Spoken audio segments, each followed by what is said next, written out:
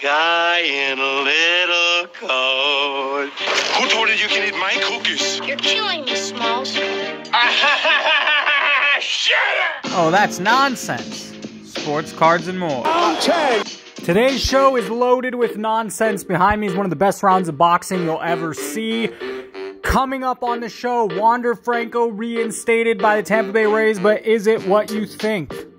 Lamar Jackson, Josh Allen, Joe Burrow, three great quarterbacks, and their rookie cards, well, their value, the prices are pretty much way down since the start of the season. We'll take a deeper dive into the prices and to why this might be happening. This is all included with much more nonsense, including possible deals, the last 24 hours in sales, and much, much more. But first, we have a decent take on the grading industry that I want to hop into. But let's finish this fight. Castillo goes down again for the second time here, and let's fast forward to when he gets up. Prior to this, it's been a 10-round battle. This is Diego Corrales versus Julio Luis Castillo, and right here, well, watch for yourself. Castillo's in trouble. Leach steps in, and the fight is over. Corrales with a remarkable, dramatic turnaround to win this fight. I don't know, for me, boxing fighting's always given inspiration to life, and whatever you're going through right now, well, it's never over till it's over, and keep fighting. Alright, I kind of changed my mind. Let's lead with the bigger story. The Rays reinstate Wander Franco to the 40-man roster. Let's get the facts straight. Maybe you've been living under a rock. Maybe you don't like baseball, but this 22-year-old shortstop is under Major League investigation following allegations of inappropriate relationship with minors with potential for suspension. And he's also under investigation in the Dominican Republic from the government. There are many different angles and takes on this subject. Here's one of them. Look what happened to Trevor Bauer. They called him a woman beater, and he turned out to be innocent. That girl destroyed his life and career. How do we know this isn't the same situation? Trevor Bauer was set up by the league for exposing it, and they subsequently blackballed him. That's interesting and probably wrong, but interesting. If you don't know the Trevor Bauer story, I'm not going to get into it here. It's worth checking out. It's a little graphic, so do it when the kids are asleep. Last I heard, he was 17 when it happened, and 17 is still a minor. If you're going from now, all the girls were 20, so not minors. I mean, who the hell knows if that's true, but it sounds a lot better in court. You can read the comments into who has expensive Wander cards and who doesn't. He needs prison time. Y'all interested in my Franco cards? This next response is probably the one I resonate the most with. The facts athletes get a slap on the wrist for domestic abuse and can come back to their sport, but Bauer was blackballed for a woman lying and chasing money. There's something wrong there. I just don't understand how so many people are adamant one way or the other for an ongoing case with little or no information. Now, this is all based on the sports card hobby and market, and the reason it's a big deal is because, well, Wander Franco had a lot of hype. He was a big prospect, kind of meeting the expectations, and a lot of money was put into Franco cards. What's the difference between In the me card and you? game, we're all so different. Yeah, I'm different. But we all come together, the same thing. Couple all-time high sales is 2008 Bowman draft picks. Buster Posey Chrome Autograph Refractor. That's a mouthful. There's only 500 made. It's raw, and it sold for $535 on October 29th. This 1998 Metal Universe Michael Jordan Lynch pins. It's in a PSA 9. There's 13 of them, and it sold for $9,300 October 29th, 2023. Last selling for $7,000 back on February 14th earlier this year. In this box, I'm collecting every single NBA basketball player's rookie card to ever play. Hall of Famers, they get slabs. Change of direction by Bryant. Slam dunk. Woo! I would say between 1990 and 2022, I have about 80% of the rookies. It gets a little dicey between 80 and 89. Maybe I have about 50% with, I don't have Michael Jordan. I do have the Magic Johnson rookie. However, in the 70s, I don't have anybody. I do own the 1969 top set, which has Kareem's rookie, but I have almost zero rookies from the 1970s. I post a new rookie card and action figure almost every single day on Facebook. On the same name, Professor Sports Cards. Together, we're going to make this the best damn sports card show on the planet. On a cruise, you know? You going on a cruise? Where you going? Yeah, I'm taking her on a cruise. Where are you going to go? I mean, where are you visiting on the cruise? Well, it's going to be on a boat. Yeah, I know. Yeah. But what are you going to do? Where's the boat go? Well, the boat's going to be in the water. All right. I'm not kidding you when I say this episode is absolutely loaded, and I think that's how future episodes will be as well. You're getting your money's worth here, and I haven't made $1 off this YouTube channel. I started it back in January. I'm very pleased with the slow growth so far, and let's keep on pushing. All right, well, if you didn't recognize, before the season, all 3 of these players' cards were more expensive than they are today. And my take is people have less discretionary income, less, extra money to spend. And so this doesn't really reflect people and excitement about the card industry more than it does our economy. Let me talk to you. I agree with your assessment. Asset prices across the board, including collectibles, are getting crushed. Times like these are good buying opportunities if you have the patience and bankroll. When people can actually afford to buy cards, it's a blessing. I know I haven't been able to. I'm barely paying my bills. This next one I don't understand. Maybe you could explain it to me in the comments. People realizing Panini sucks is part of it and no money is the other part. The gamblers and retail flippers max out their credit card and they out. Okay. I think it has a lot to do with the oversaturated market, to be honest. Yeah.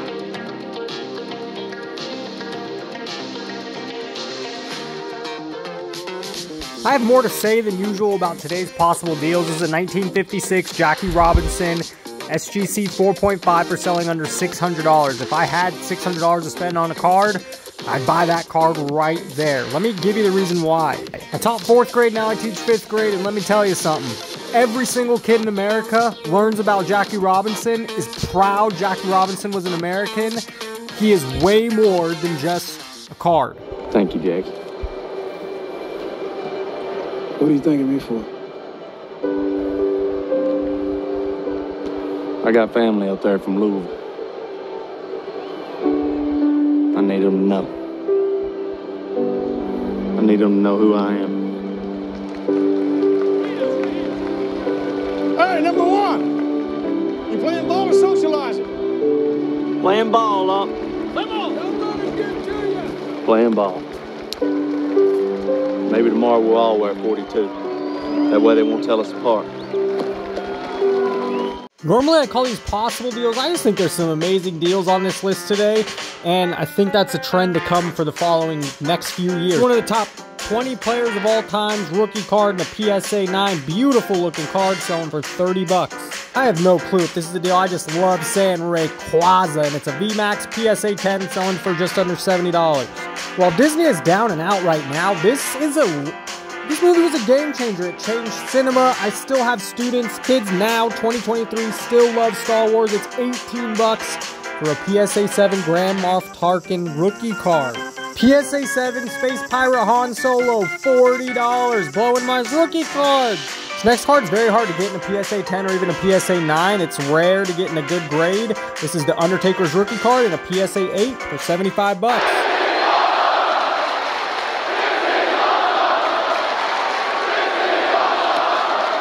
Legend Bobby Knight passed away yesterday at age 83, lived a long, solid life, and, well, I think he's highly respected by his ex-players. He'll be remembered for his passion of basketball, his temper, and most of all, his antics. My entire adult life, I've never used the expression game face. So I have no idea what it means or what you're supposed to do.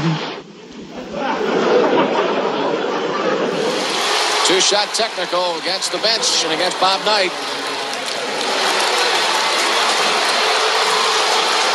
Steve Reed, an excellent free throw shooter, will have the honors shooting the technicals. Looky here, looky here. Bobby Knight just threw his chair clear across the free throw lane. My time on earth is gone and my activities here are past. I want they bury me upside down and my critics can kiss my... Sales over the last 24 hours, according to Card Ladder, Michael Jordan's always in first in NBA, almost 90 grand. LeBron James in second, Kobe and Kevin Durant. I don't remember him making the list almost ever, so congrats to Mr. Durant. Mickey Mantle in first for baseball, almost always in first for baseball, followed by Sandy Koufax, Griffey, and although Babe Ruth's a great, he's normally not on the list, just doesn't have that many cards, but makes the list today. Way to go. Brock Purdy leading the way. That's a first in the NFL. After losing 3 games in a row, Patrick Mahomes, Tom Brady, and Justin Herbert, his first 3 regular season games in a row. Pikachu, Charizard, Venusaur, Charmander, rounded out in Pokemon. Pikachu overtaking Charizard for first. Weird list today. George Karl iced you a little bit. Were you disappointed? George Karl, he benches me the whole fourth, which later in years became my motivation when we played against Denver to never let them win a playoff series because he didn't play me the whole fourth quarter that game. Oh, and it was like, okay, he getting his words on site. So when we played the Denver Nuggets in the playoffs, it was like, hold on, yo, you will never beat me in the playoff series. We got their phones on. They on the bus talking about Tiger Woods. So I guess Tiger Woods just won the Masters probably with a torn, I think he had like a torn meniscus or torn Achilles and won. I think it was a right? meniscus. Yeah. And the players in the back like, man, did y'all see Tiger? Man, that's the most mentally focused athlete in the world right now. They said Kobe took his headphones off and said, that's mental focus? Winning something on a torn meniscus? How about coming out here scoring 40 every night with 5 years hanging over your head? Now that's mentally focused. Put his music back on, like, everybody was like, well, damn. She might be right. Tony Gwynn's the all-time assist leader still at San Diego State University, and did you know he was drafted on the same exact day by two pro teams, the Clippers and the Padres, both based in San Diego at the time? And a decade later, this is what French fries looked like at McDonald's. Alright, we finally get back to the current state of the grading companies. This is just sports. CSG, he means CGC, still graded more than SGC, all these words. Second most cards overall, not advocating, just giving the facts. CGC is one of the leaders in comic books, and they also get a lot of love for trading card games like Pokemon. What about HJ and their awesome color slabs? I'd be curious to see what their numbers are, but I bet they're a lot lower than these companies. I'm partial to PSA, and say what you want about the standards on each, but CGC has probably the best acrylic out of all of them, and this got some love. A lot of people agree. Yeah, their slabs do look the best. It's a great slab, agreed. Super, super clear. SGC. SGC all the way. This is a really good comment. I'd be interested to know how much of the SGC jump comes from their product promos, like the Topps Chrome for $8. When new product comes out, SGC does a deal. The last company talked about here is Tag. What about Tag? I love their transparency. So glad to see SGC kicking ours. I use Tag. I've been to card shops. They haven't even heard of it when they see the slab, but showing how it works, they're blown away. They really are in the infancy stage, but I suspect they'll grow very fast when people accept their grading platform is superior. Tag's been around a couple years and they're AI graded, and they have scores of out of 100, and they're meticulous, and they give you their overall, every detailed, down to the bone score. And see the grades and links to the scores and things like that. Basically, all the grading companies have some version of this at this point, so this was fine. But the real appeal again is the details in the grading and why the card got the grade they did. Now, I'm going to say up front, they kind of go a little. It's almost a little too much information they give. It's confusing, but we'll go through it a bit here. So my Travis Kelce, which is the card we're going to use as the example, graded a mint 9, but on the 1 to 1,000 scale, actually graded a 946, which you can see at the top there, and this is an image of the actual card. So if you scroll down a little more, you get the pop count information. I think this is really interesting. There is a pop report, and you can see on the left is just the pop count. This card's been graded a total of 2 times at this point by Tag, both of them getting mint 9s, but the ranking in the middle, card rank, is the one that I think is really interesting. You know, mine is the nicest copy ever graded by Tag. Got a 946. I assume, you know, obviously the other card that was a mint 9 was not as high as a 946, but, you know, with 2 cards graded in total, who cares? But you can imagine that down the road, 5 years from now, if there's, say, a fairly common card that's been graded 1,000 times, well, I bet there's a lot of appeal to a lot of collectors to be able to go online and say, yeah, it's been graded 1,000 times. It's a pretty common card, but mine is the 3rd nicest copy ever graded by Tag. I can see that having a lot of appeal to a lot of collectors in the big picture. And then chronology on the right is just time-wise when it was graded. Mine was the 2nd one graded chronologically. But I think the card rank is sort of the potential here long-term to separate Tag from some of the other companies, in that you can differentiate between 2 gem mint cards because they have the 1 to 1,000 scale, if that's something that is important to you. But then you can also get the report card for the card's condition, and this is extensive, and I think it's almost overkill. A lot of numbers just everywhere you look. Basically, they give a 1 to 1,000 score in every category you would think of, and a bunch of categories you wouldn't think of. The centering is far more than just 60-40 or 55-45 type of thing, but it's down to the 1/100th of a percent. You can see left to right centering on this card is 50.68 by 49.32. For surface, they list every single imperfection here, no matter how minor it is. A lot of this stuff. Just know that video goes on for another 3 minutes with a ton more numbers and details. It's a lot different than getting the slide back from PSA or SGC. I don't know, will it catch on? Comment below. I can gladly report we are 0 days without nonsense.